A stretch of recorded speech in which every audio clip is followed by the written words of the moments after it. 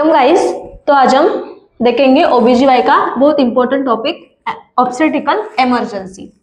तो सबसे पहले हम मीनिंग देखेंगे ऑब्स्टेट्रिकल इमरजेंसी मतलब क्या है। तो जो इमरजेंसीज ऑब्स्टेट्रिकल कंडीशन में आते हैं उसे हम कहते हैं ऑब्स्टेट्रिकल इमरजेंसी। ऑब्स्टेट्रिक मतलब क्या रहता है? It is a branch which deals with the study of the pregnancy, child birth and postpartum care. मतलब प्रेगनेंसी का जो पीरियड रहता है, pregnancy plus child birth and what, postpartum care.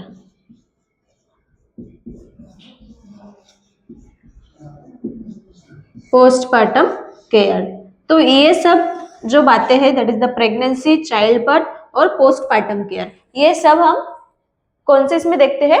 Obstetrics में।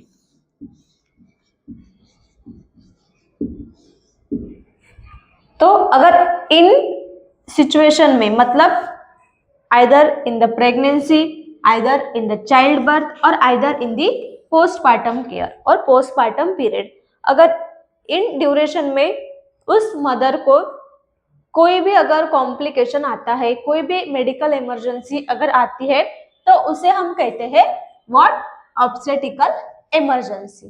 ठीक है, तो चलिए देखते हैं डेफिनेशन क्या है ऑब्स्टेट्रिकल इमरजेंसी की।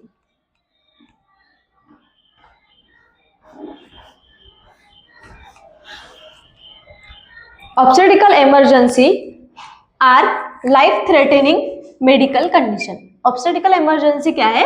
लाइफ थ्रेटनिंग मेडिकल कंडीशन है। लाइफ थ्रेटनिंग मतलब क्या है?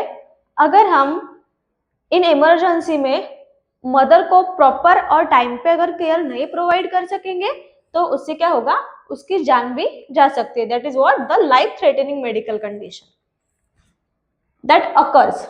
वो कब आती है?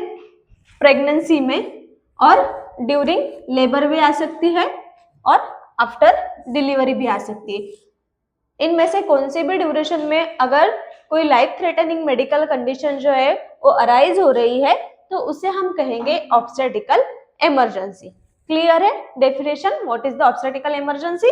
जो भी कॉम्प्लिकेशंस, जो भी मेडिकल कंडीशंस रेज हो रहे हैं during the pregnancy, during the labour और ड्यूरिंग द और आफ्टर द डिलीवरी, तो उसे हम कहेंगे ऑब्स्टेट्रिकल इमरजेंसी। तो चलिए अब हम देखते हैं ऑब्स्टेट्रिकल इमरजेंसी मतलब एग्जैक्ट कौन से इमरजेंसीज जो है वो रेज होते हैं। तो सबसे पहले वन बाय वन हम देखेंगे, जैसे कि cord prolapse.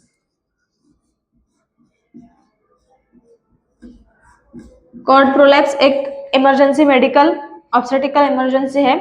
Then amniotic fluid embolism,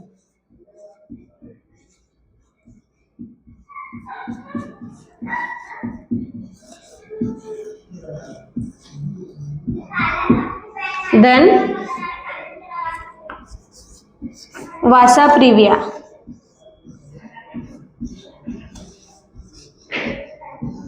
then inversion of uterus,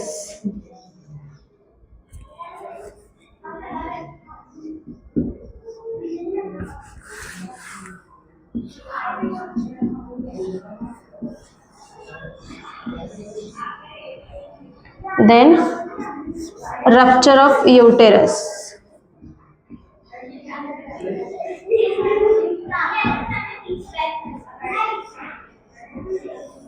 then shoulder dystocia,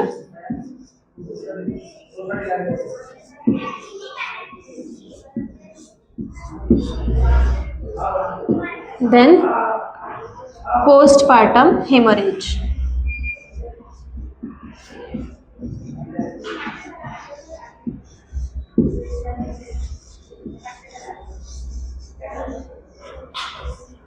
तो ये कुछ इमरजेंसीज है जो ऑब्स्टेट्रिकल पीरियड्स में रेज हो सकते हैं।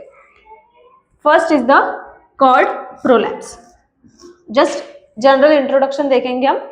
कॉर्ड प्रोलैप्स यानी क्या रहता है? इसमें क्या होता है, जो अम्बिलिकल कॉर्ड है वो प्रोलैप्स हो जाती है, अपनी जगह से छूटकर वो वहां से रिट्रैक्ट होके डिटैच होके वो नीचे आ जाती है। Either it will cover the cervix और कवर द इंटरनल ऑस, और कभी कभी ये जो रहती है वो वजाइना के आउट भी हो जाती है, मतलब वजाइना से बाहर भी आ जाती है, तो उसे हम कहते हैं कॉर्ड प्रोलैप्स। सीधी सीधी इसका मीनिंग है जो अम्बिलिकल कॉर्ड रहती है वो प्रोलैप्स हो जाती है, तो उस कंडीशन को हम कहते हैं कॉर्ड प्रोलैप्स।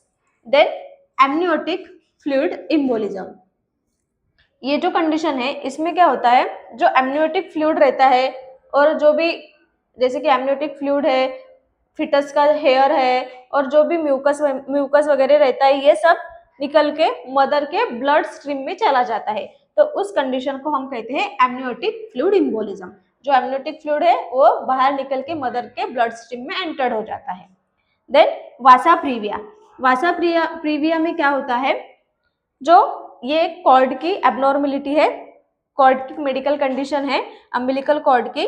इसमें क्या होता है, जो फिटस के अम्बिलिकल कॉर्ड है उसके जो वेन्स रहते हैं वो वेन्स सर्विक्स से आउट हो जाते हैं, मतलब which is cross the cervix, जो सर्विक्स है उसको क्रॉस कर देते हैं।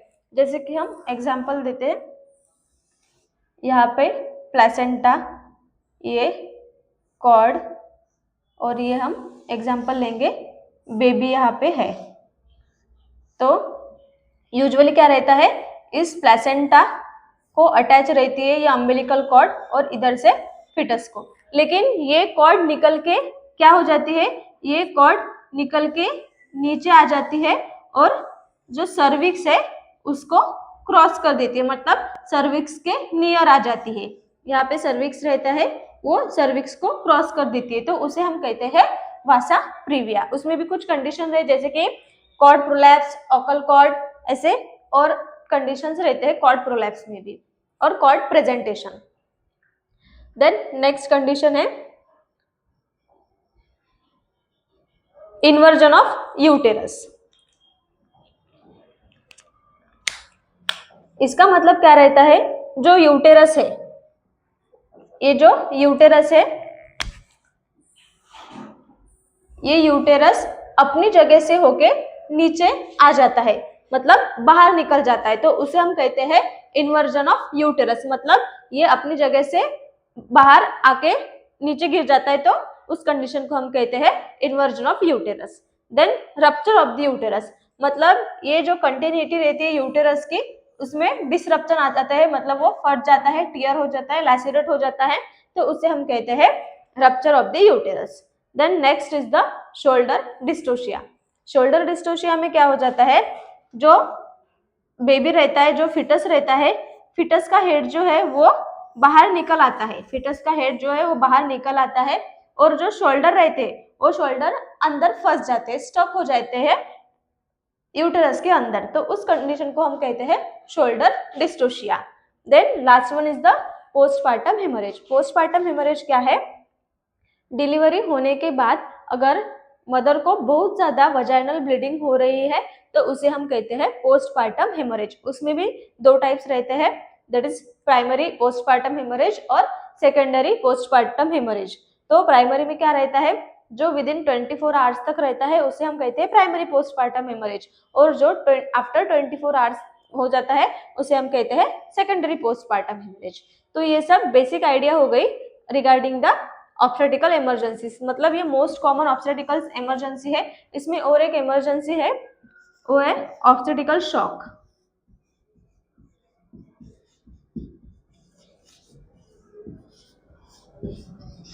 ऑब्स्टेट्रिकल शॉक ये क्या होता है, अगर मदर का इनएडिक्वेट टिश्यू परफ्यूजन है, मतलब जो ब्लड स्ट्रीम रहती है, अगर एग्जांपल ले ऐसी जो ब्लड स्ट्रीम है, अगर यहाँ से प्रॉपर ब्लड फ्लो नहीं जा रहा है, कोई भी रीजन हो सकता है, जैसे कि बहुत ज्यादा एक्सेसिव ब्लड लॉस हुआ है तो ब्लड की कमतरता है, तो उसकी वजह से क्या होगा, जो टिश्यू परफ्यूजन होगा, टिश्यू परफ्यूजन यानी क्या रहता है, ब्लड फ्लो। अगर ब्लड फ्लो कम हो जाएगा तो उससे क्या होगा, बॉडी के पूरे ऑर्गन्स को प्रॉपर न्यूट्रिएंट्स, प्रॉपर ऑक्सीजन नहीं पहुंचेगा, तो उसके वजह से जो कंडीशन अराइज होती है उसे हम कहते हैं obstetric shock. So clear, this is the most common obstetrical emergencies which can be seen in the mother. It can be seen either in the pregnancy, during labor or after the delivery also. So you all about clear about the obstetrical emergency. अभी हम next one by one detail में देखेंगे एक एक emergency.